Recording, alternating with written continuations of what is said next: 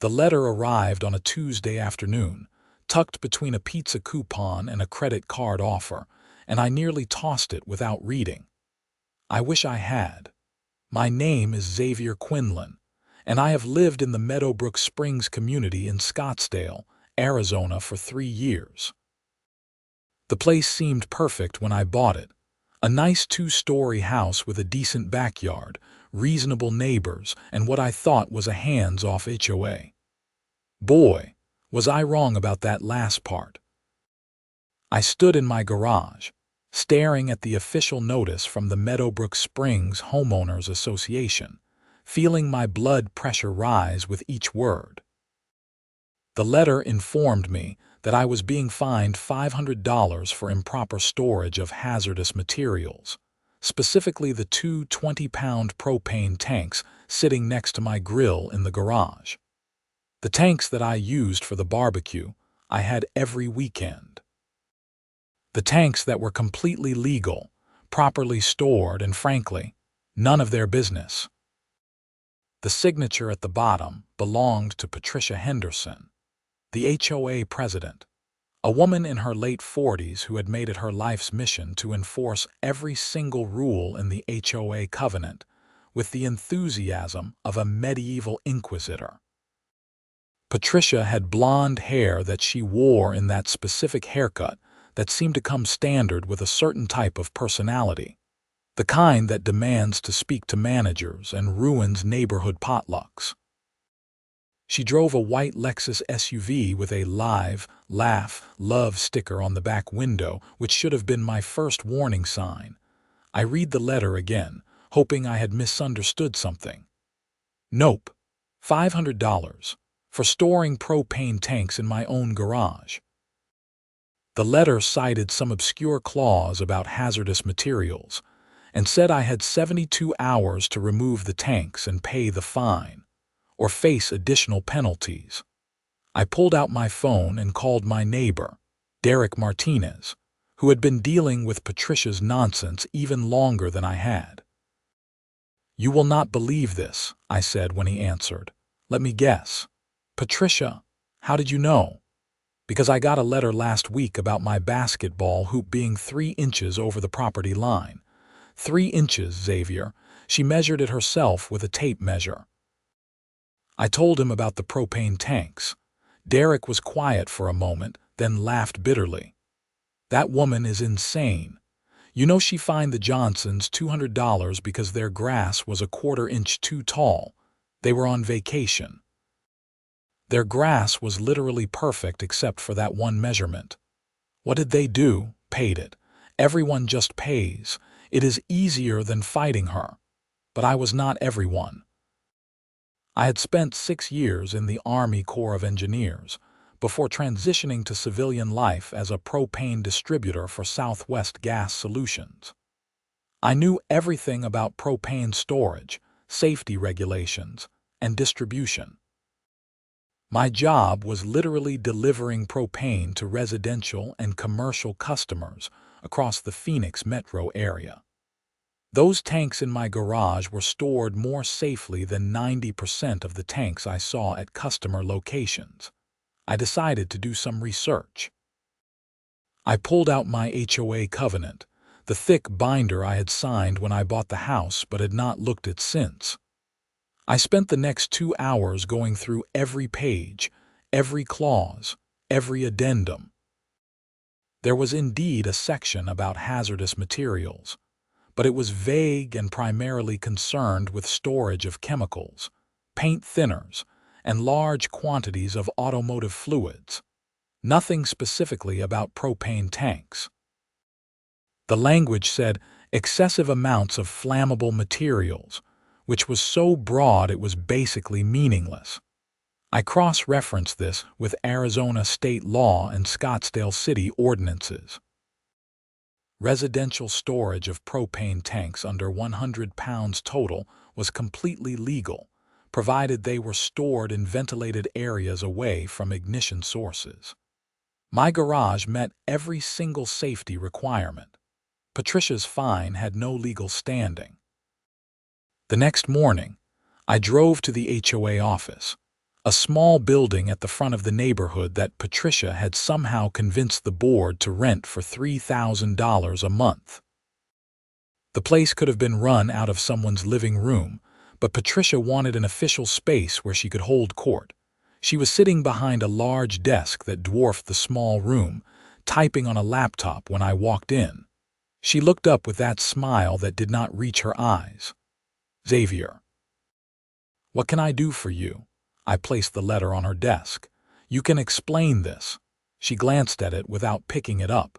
"The notice is self-explanatory. You are storing hazardous materials in violation of community standards.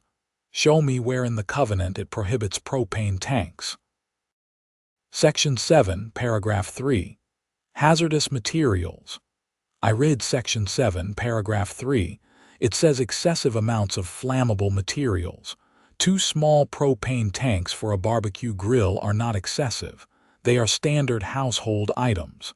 Patricia's smile tightened. The HOA board has interpreted that clause to include all propane storage. When did the board make that interpretation? At our last meeting. Which was when? 2 weeks ago. So you created a new rule and immediately fined me without any notification of the rule change. That is not how HOAs work, Patricia.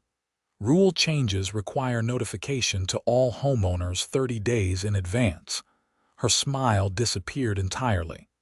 "Are you a lawyer now, Xavier?" "No, but I can read. And I can read Arizona state law, which says I am allowed to store these tanks." "Your fine is baseless." She stood up, placing her palms on the desk. "This is a private community with standards. If you do not like our rules, perhaps you should consider living elsewhere." "I like the community fine. What I do not like is you making up rules to collect fines." "I will see you at the next board meeting if you wish to dispute this. Until then, the fine stands." I left before I said something I would regret, but walking back to my truck, an idea started forming. Patricia had made a mistake, a big one. See, in my work with Southwest Gas Solutions, I handled all the residential and commercial accounts in this part of Scottsdale. And I knew for a fact that the Meadowbrook Springs HOA office, the community clubhouse, and the pool heating system all ran on propane. I had set up those accounts myself 2 years ago when the HOA switched from electric to propane to save on energy costs. It had been Patricia's idea, actually, part of her platform when she ran for HOA president. I went home and pulled up my work files. Sure enough, there it was. The HOA had 3 propane accounts with Southwest Gas Solutions. The office used a standard 100-pound tank for their heating system. The clubhouse had 200-pound tanks for their kitchen and heating. The pool had a massive 500-gallon tank for the pool heater, which ran pretty much year-round because even in winter, people in Scottsdale like their pools warm. Here is the thing about propane delivery. It is a service industry.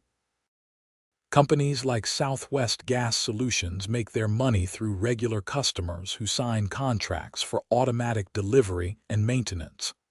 But those contracts can be modified or canceled by the account holder at any time.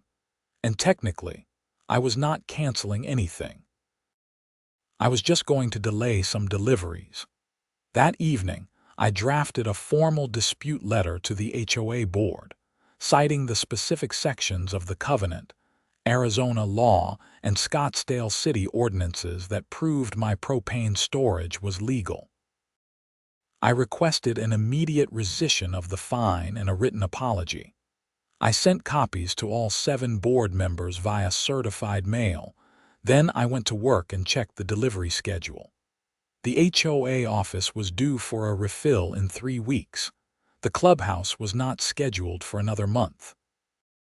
But the pool tank, that was the interesting one.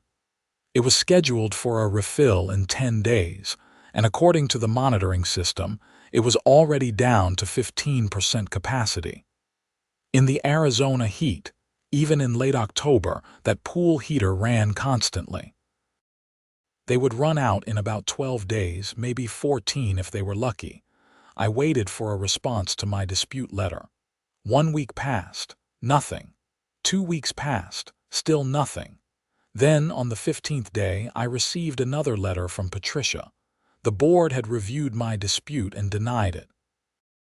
The fine now stood at $750 due to late payment penalties. Additionally, I was being fined another $200 for aggressive behavior toward HOA staff, referring to my conversation with Patricia in her office. That was when I decided enough was enough. The next morning at work, I pulled up the HOA accounts. I sent an email to our scheduling department, flagging all 3 HOA accounts for delivery verification required. This was a standard protocol we used when there were payment disputes or access issues. It meant that instead of automatic delivery, a customer service representative had to call and confirm each delivery appointment. It added about a week to the delivery timeline but was completely within company policy. Then I waited. 3 days later, my phone rang at 6 in the morning. It was Patricia. "Xavier, I need to speak with you about a business matter." "This is my personal phone. Business matters should go through Southwest Gas Solutions customer service. This is urgent. Our pool heater is not working." "Then you should call a pool heater repair company." We did. They said the propane tank is empty. Your company was supposed to deliver propane yesterday. I pulled up my laptop and checked the account. I am showing that delivery is pending customer confirmation. Did you receive a call from our scheduling department? Yes, but they said the earliest they could schedule was next Wednesday. That is 6 days from now. Our pool will be freezing by then. I am sure your members will survive. We have a community event this Saturday, the Fall Festival. We have been planning it for months. The pool is a central part of the event. Perhaps you should have planned better. There was a long pause. Is this about the fine? This is about your company needing to follow its scheduling procedures. If you would like to discuss the fine, I suggest you respond properly to my dispute letter. She hung up without another word. I should mention here that I was not doing anything illegal or even technically wrong. The delivery delay was a legitimate result of the account being flagged, and I had the authority as the account manager to flag accounts that needed verification. Was I abusing that authority slightly? Maybe. But Patricia had been abusing her authority for years, and nobody had ever pushed back. That afternoon, I received an email from the HOA board secretary, Donna Martinez, who was actually Derek's aunt and one of the few reasonable people on the board. She asked if I would be willing to attend an emergency board meeting that evening to discuss both my dispute and the scheduling issues with the propane delivery. I agreed. The meeting was held at the clubhouse, which was already starting to get cold because their propane was also running low. 6 of the 7 board members were there, sitting around a long table. Patricia sat at the head, looking like she had not slept. "Good. Thank you for coming, Xavier," Donna said. She was a pleasant woman in her 60s who had only joined the board because her husband had pressured her. "We wanted to discuss the situation and hopefully find a resolution." "I am happy to discuss it," I said, taking a seat. Patricia jumped in. "Before we address your dispute, we need to talk about the propane delivery. This is a conflict of interest. You are using your position with Southwest Gas Solutions to retaliate against the HOA. I am not retaliating against anyone. Your accounts are flagged for verification because there was a discrepancy in the billing records. Standard procedure. What discrepancy? That is confidential customer information. You will need to call customer service to discuss it." One of the other board members, Tom Chen, a retired accountant, spoke up. "Can we please just focus on resolving this? Xavier, you filed a dispute about your fine. We reviewed it, and found that the fine was properly issued according to board interpretation of the covenant. Your interpretation is wrong, I said, and you cannot create new interpretations and apply them retroactively without notifying homeowners. That violates Arizona HOA law. Tom frowned. What law specifically? I had done my homework. Arizona Revised Statutes, Title 33, Chapter 16, Section 1803. It requires HOAs to provide written notice of rule changes to all homeowners at least 30 days before enforcement. You changed your interpretation of the hazardous materials clause and fined me immediately. That is a violation. The room got very quiet. Donna pulled out her laptop and started typing. After a moment, she looked up. He is right. The statute is very clear. We would need to have notified everyone before enforcing this interpretation.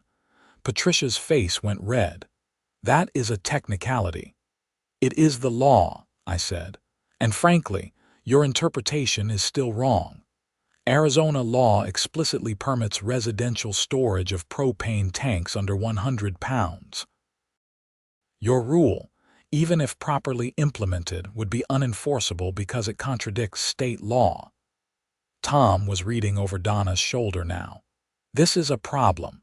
If we violated state statute, Xavier could sue the HOA and we would lose.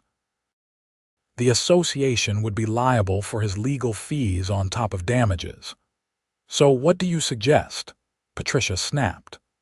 I suggest you rescind the fine, issue a written apology, and stop making up rules, I said. Another board member, Helen Pritchard, an elderly woman who mostly stayed quiet during meetings, spoke up. That seems reasonable. But Xavier, can you help us resolve this propane situation? Many of our homeowners are very upset about the pool. I can make a phone call to our scheduling department and see if we can move up the delivery. But I need the board to vote on my dispute first. Patricia looked like she wanted to flip the table. This is extortion. No, this is business. You want me to do you a favor. I need you to do the right thing first. Donna made a motion to rescind my fines and issue a written apology. Tom seconded. The vote was 5 in favor, 1 opposed. Patricia was the only no vote, and she looked ready to explode. There, Donna said. The fines are rescinded. Can you help with the propane now? I pulled out my phone and called our emergency dispatch line. I spoke with my supervisor, explained that the customer had resolved their billing discrepancy, and requested an emergency delivery for the next morning. He agreed, though it would cost the HOA a $200 emergency delivery fee. They can deliver tomorrow morning at 8, I said.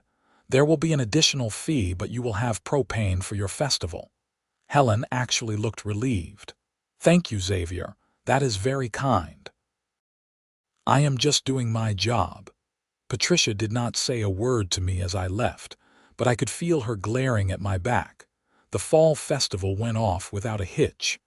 The pool was warm, families came out, and everyone had a good time.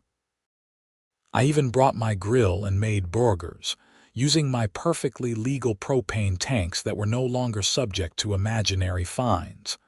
But if I thought that was the end of it, I was very wrong. 2 weeks later, I received another letter from Patricia.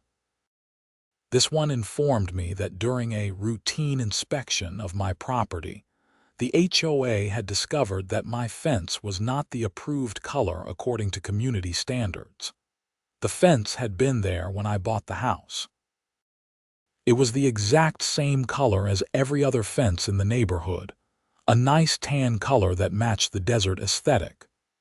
But according to Patricia, the approved color was desert sand, and my fence was khaki tan, which she claimed were different. The fine was $300, and I had 2 weeks to repaint the fence in the correct color. I took a photo of my fence and walked to Derek's house. His fence was identical. Does this look different from your fence? I asked, showing him the photo. He came outside and stood between our properties.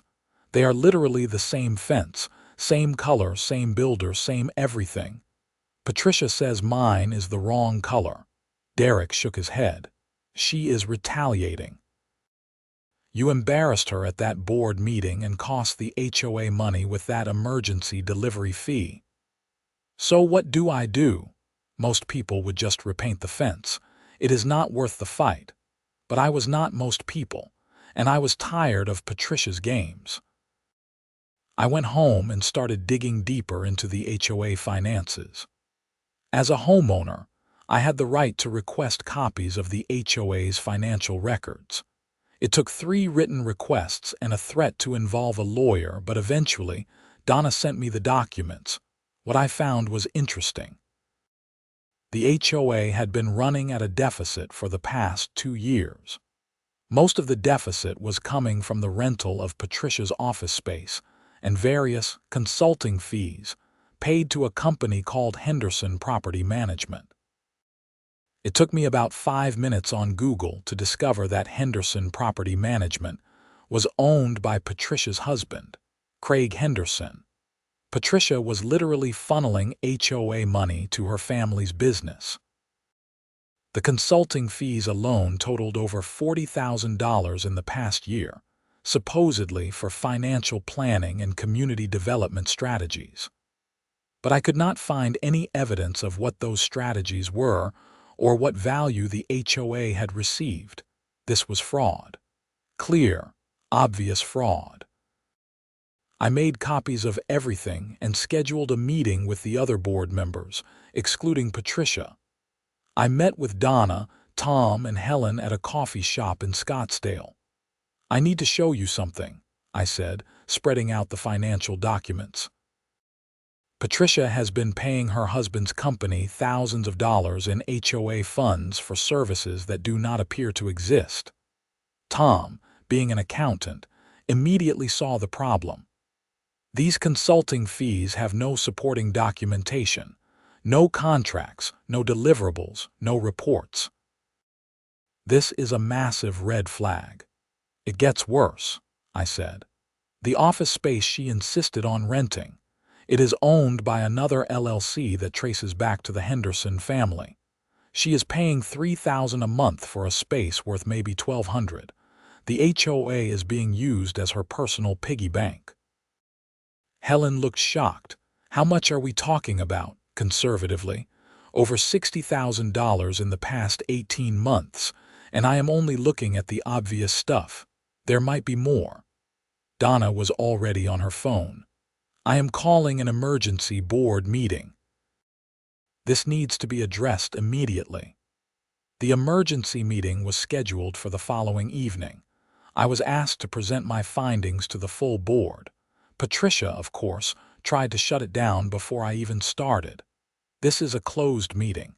Xavier is not a board member and cannot present. Tom overruled her.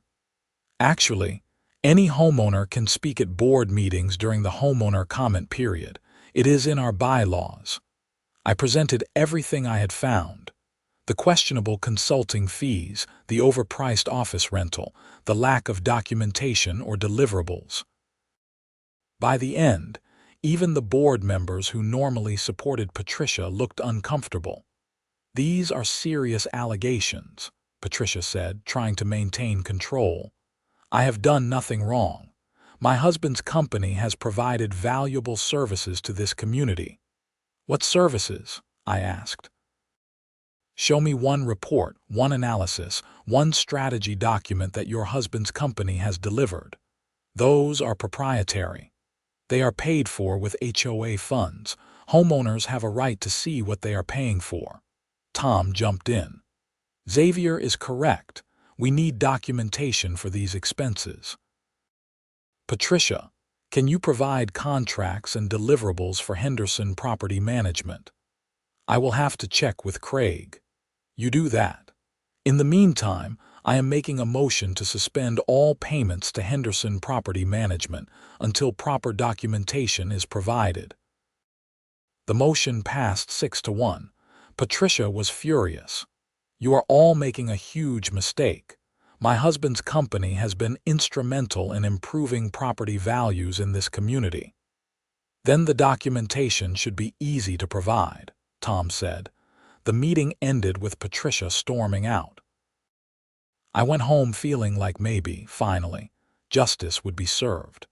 2 days later, I received a certified letter informing me that my HOA dues were being raised to $1,500 per month. For context, they had been $250 per month.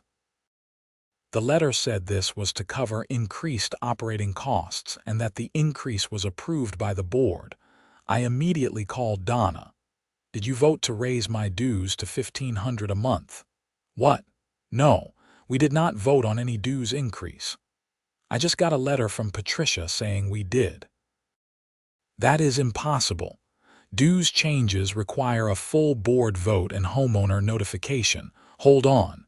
She called me back 10 minutes later. "I just spoke with Tom and Helen. Nobody voted on this. Patricia sent that letter without board approval." "Can she do that?" "Absolutely not." "Xavier, this has gone too far. We need to remove her as president." Removing an HOA president was not simple. It required a vote of the homeowners, and Patricia had spent years cultivating supporters in the community. Many people saw her as tough but effective, not realizing she was essentially robbing them. But Tom had an idea. As an accountant, he knew that if there was sufficient evidence of fraud or misconduct, the board could suspend the president pending an investigation. He called an attorney friend who specialized in HOA law. The attorney confirmed that with documented evidence of financial impropriety, the board could temporarily suspend Patricia and bring in a forensic accountant to review the HOA books.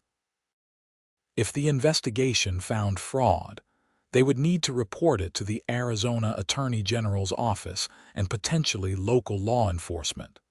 The board voted on it at their next meeting. 5 members voted to suspend Patricia and authorize an investigation.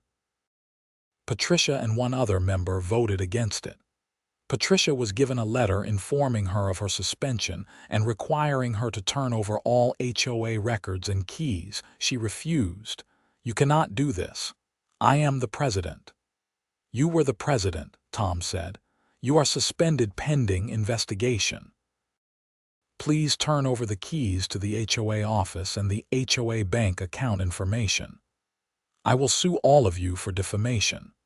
That is your right. But until this is resolved, you do not have access to HOA funds or property." Patricia hired a lawyer, who sent a threatening letter to the board claiming wrongful termination and demanding reinstatement. The board's attorney sent back a letter detailing the evidence of financial misconduct and explaining that the suspension was not only legal but necessary to protect the HOA's assets. Meanwhile, the forensic accountant got to work. What he found was even worse than I had suspected. Over the past 3 years, Patricia had diverted over $120,000 in HOA funds to various Henderson family businesses and personal accounts.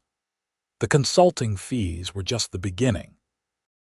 She had approved payments to companies that did not exist, created fake invoices for services never rendered, and even used HOA funds to pay for personal expenses like her car payments and her daughter's college tuition. It was embezzlement on a massive scale. The forensic accountant's report was delivered to the board 3 weeks later. Tom immediately forwarded it to the Arizona Attorney General's office and the Scottsdale Police Department's white-collar crime unit. 2 detectives came to my house a week after that. They wanted to talk to me since I had been the one who first discovered the irregularities. "Mr. Quinlan, can you walk us through how you found these discrepancies?" The lead detective, a woman named Sarah Park, asked. I explained the whole story, from the initial fine about the propane tanks to my discovery of the financial fraud. I showed them all my documentation, including the letters from Patricia and the financial records I had obtained. "This is very thorough," Detective Park said. "You basically did our job for us. I just wanted to document everything in case I needed to sue her for harassment. I did not realize how deep the fraud went." The other detective, Marcus Riley, asked about the propane situation. "So you did delay their delivery as retaliation?" "I flagged their accounts for verification because of a discrepancy. It is standard procedure. The delay was maybe a few days longer than necessary, but nothing I did was illegal or violated company policy." "But you were motivated by personal issues with the HOA president." "I was motivated by her repeated harassment and illegal fines. The propane situation just gave me leverage to force her to follow the law." Detective Riley made some notes but did not seem too concerned. "Okay, that is not really relevant to the fraud case anyway. We will need to keep copies of these documents. I have digital copies of everything. I can email them to you." 2 months later, Patricia Henderson was arrested at her home and charged with 12 counts of fraud, embezzlement, and theft. The charges carried a potential sentence of up to 20 years in prison. Her husband, Craig, was also arrested and charged as an accomplice. The story made the local news. HOA president arrested for embezzling over $120,000 from neighborhood association. My phone blew up with calls from neighbors and local reporters. I declined to comment publicly, but Derek threw a small party to celebrate. "You did it, man. You actually took her down," he said, handing me a beer. "I just wanted her to leave me alone about the propane tanks." "Yeah, but you found out she was a criminal. That is huge." The HOA held an emergency election for a new president. Donna ran and won easily. Her first act was to rescind every fine Patricia had issued in the past year and review all the HOA rules to ensure they complied with state law. The ridiculous fence fine I had received was canceled, along with dozens of others. The HOA also filed a civil lawsuit against Patricia and Craig to recover the stolen funds. Their house was put up for sale to pay restitution, and their assets were frozen by the court. The criminal trial took about 8 months to get to court. I was called as a witness to explain how I had discovered the financial discrepancies. The prosecution's case was ironclad. The forensic accountant testified about the fake invoices and diverted funds. Other board members testified about Patricia's controlling behavior and refusal to provide documentation. Patricia's lawyer tried to argue that she had made honest mistakes and had not intended to defraud anyone. But the evidence was overwhelming. The jury deliberated for less than 3 hours before returning guilty verdicts on all counts. The judge sentenced Patricia to 12 years in prison and ordered her to pay full restitution to the HOA. Craig received 8 years as an accomplice. Both were also fined and banned from ever serving on an HOA board again, which seemed a bit redundant given the prison sentences, but I appreciated the thoroughness. As for me, life in Meadowbrook Springs got a lot quieter. Donna ran the HOA with common sense and transparency. The ridiculous fines stopped. People were allowed to have propane tanks, basketball hoops slightly over property lines, and grass that was occasionally a quarter-inch too tall. The pool still ran on propane, and I made sure their deliveries were always on time. Southwest Gas Solutions even gave the HOA a discount for being a long-term customer, which helped them recover some of the money Patricia had stolen. I kept my job with Southwest Gas Solutions and continued living in my house with my 2 perfectly legal propane tanks in the garage. I even got a 3rd tank just because I could. One Saturday afternoon, about a year after Patricia's sentencing, I was grilling in my backyard when Derek came over with his family. You know, I have been thinking about that whole situation, he said, grabbing a burger. What you did was kind of genius. What do you mean? You used the one thing she could not control, the propane. She thought she had all the power with her fines and rules, but you had something she needed. You flipped the script on her. I just wanted her to follow the law. Yeah, but you also made her scramble. You made her feel what it was like to be powerless.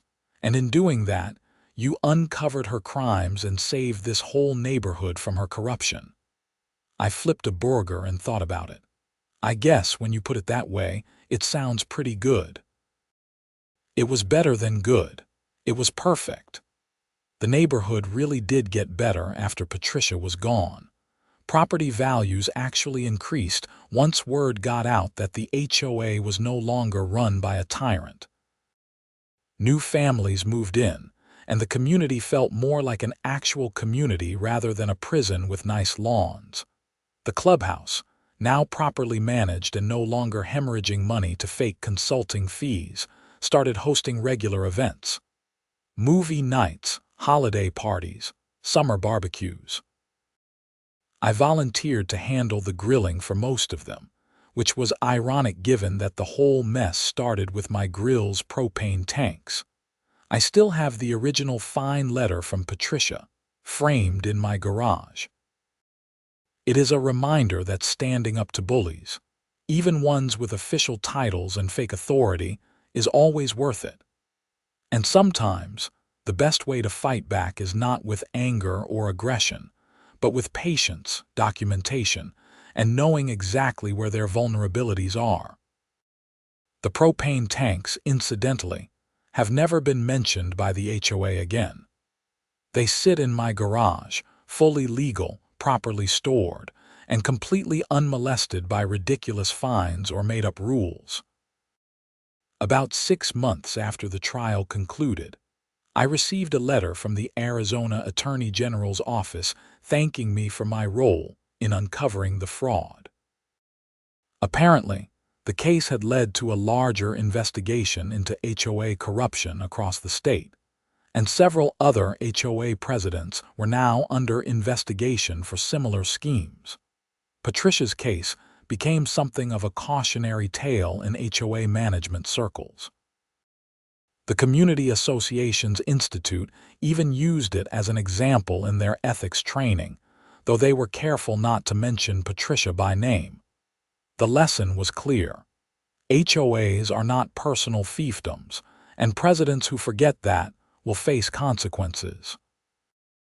I ran into Patricia's defense attorney once at a coffee shop in Scottsdale. He recognized me from the trial and came over to my table. "You know, you really destroyed my client's life," he said. It was not quite accusatory, more observational. "Your client destroyed her own life by stealing from people who trusted her. That is fair. But between you and me, if you had not pushed back on that initial fine, none of this would have come out. She would probably still be running that HOA. Then I guess I did everyone a favor." He nodded slowly. "Yeah, I guess you did." As time went on, I became more involved in the HOA, not as a board member but as an active participant in meetings and community decisions. I wanted to make sure we never ended up with another Patricia. I pushed for transparency in all financial matters, regular audits, and clear communication with homeowners about how their dues were being spent. Donna was grateful for the involvement. "You know, most people do not care about HOA stuff until it affects them personally. We need more people like you who are willing to stay engaged." I learned the hard way what happens when good people ignore HOA politics, I said. The lawsuit against Patricia and Craig dragged on for a while, but eventually the HOA recovered about $80,000 of the stolen money. It was not everything, but it was enough to replenish the reserve fund and make some needed improvements to the community. The pool got resurfaced, the playground equipment was updated, and the landscaping was refreshed. My work with Southwest Gas Solutions continued to go well. If anything, my reputation improved after the whole situation. My bosses appreciated that I had handled a difficult customer conflict professionally and had not let personal issues interfere with service. The emergency delivery fee that the HOA paid actually worked in the company's favor, showing that we could respond quickly when needed. I did eventually tell my supervisor the full story of what had happened with Patricia. He laughed so hard he nearly spit out his coffee. So you basically held their propane hostage until they canceled your fine.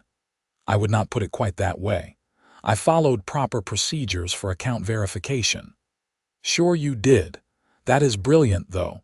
Using your job as leverage, most people would have just paid the fine. Most people do not work in the industry that the HOA depends on for essential services.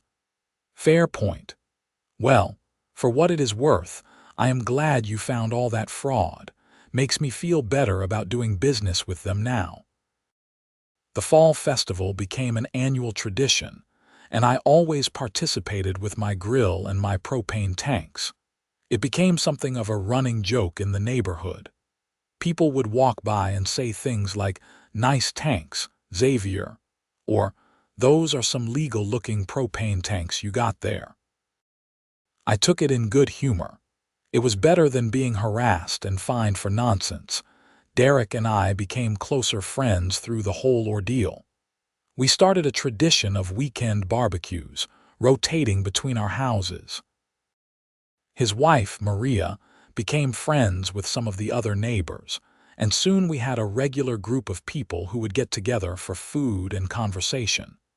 You know what the best part about all this is? Derek said one evening as we sat around my fireplace. This neighborhood actually feels like a neighborhood now. Before, everyone was just scared of Patricia and keeping their heads down. Now people talk to each other. He was right. The community had changed. People were friendlier, more willing to help each other out, less worried about getting fined for tiny infractions. Kids played in the streets without parents worrying that their chalk drawings would result in a citation. The transformation was remarkable. I did follow Patricia's case even after the trial. There were appeals, of course, but they went nowhere. The evidence was too strong and her lawyers knew it. She ended up serving her full sentence at the Perryville Prison Complex in Goodyear, about an hour west of Scottsdale. I never visited her, obviously. But I heard through the neighborhood grapevine that she maintained her innocence for the first few years, claiming she was being persecuted for being a strong leader. Eventually, though, according to someone who knew someone in the prison system, she started acknowledging what she had done. Craig got out earlier for good behavior and cooperation. He divorced Patricia while she was still in prison and moved out of state. Nobody in Meadowbrook Springs heard from him again. The HOA office that Patricia had insisted on renting was closed. Donna ran everything from her home office, saving the community thousands of dollars a month. The space became a yoga studio, which was a much better use for it. I got to thinking one day about how the whole situation had started with something so small, 2 propane tanks that were completely legal and properly stored. Patricia could have just left me alone. She could have focused on actually managing the community instead of harassing homeowners and stealing money. But she could not help herself.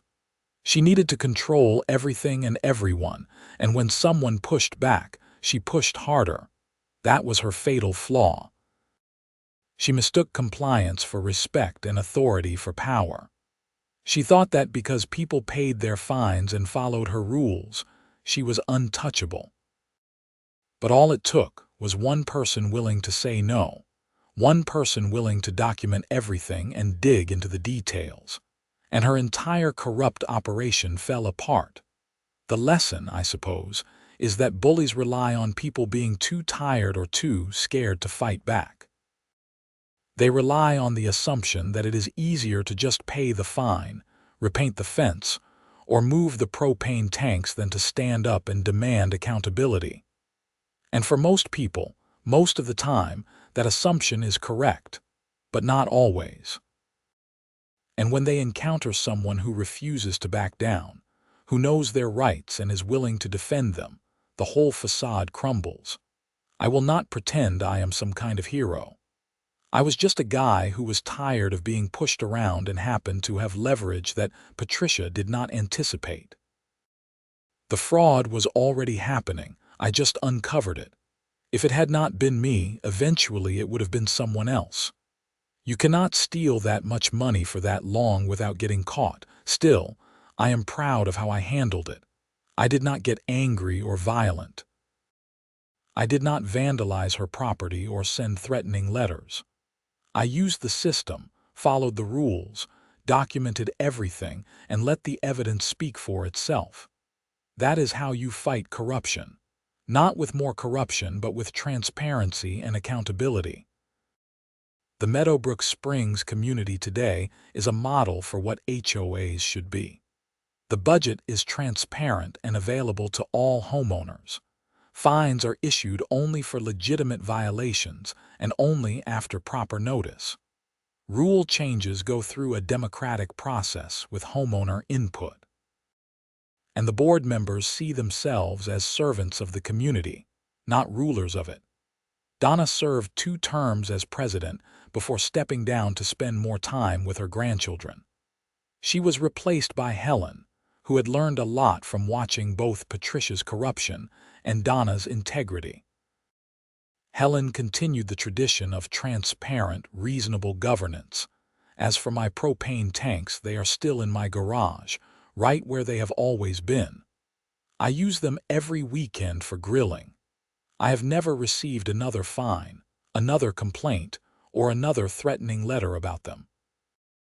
Sometimes, when I am out grilling and I see those tanks sitting there, I think about how something so simple became the catalyst for exposing a criminal operation. 2 20-pound propane tanks, legally stored, properly maintained, used for their intended purpose. They were never the problem. Patricia was the problem, and Patricia is now in prison, right where she belongs. The neighborhood has moved on. New families come and go. Kids grow up. Seasons change. The pool still gets heated every year, running on propane that I personally deliver and install.